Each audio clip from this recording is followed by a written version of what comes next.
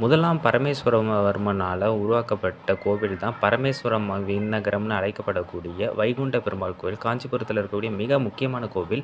3 நிலைகளா கட்டப்பட்டிருந்திருக்கு இந்த கோவில். 3 மூலவர்கள் இருப்பாங்க. அதில நடுவு பகுதியில அதாவது கீழ்ப்பகுதியில தான் பார்த்தீங்கன்னா, வைகுண்ட பெருமாள் இருப்பார். அவர் அடுத்த பகுதியில பார்ப்போம். மிக முக்கியமா பார்த்தீங்கன்னா, பரமேஸ்வரவர்மனுக்கு இந்த கோவில் இறைவன் அருள் கொடுத்ததாகவும், பல போர்கள் இவர் செய்றதுக்கு வெற்றி பெறதுக்கு மிக காரணமா இருந்ததும் இந்த இறைவன் சொல்லப்படுது. பின்னால 2ஆம் நந்திவர்மனால கட்டப்படுது.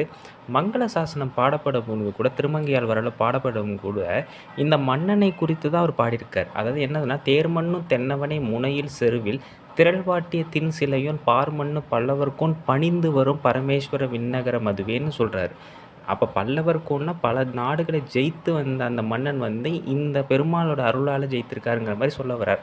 அப்ப அந்த பெருமாள் இவருக்கு அருள் செய்ததை திருமங்கையாழ்வார் குறிப்பிடும் காரணத்தினால இந்த கோவில் முழுக்க முழுக்க பரமேஸ்வரர்மனால கட்டப்பட்ட கோவில்.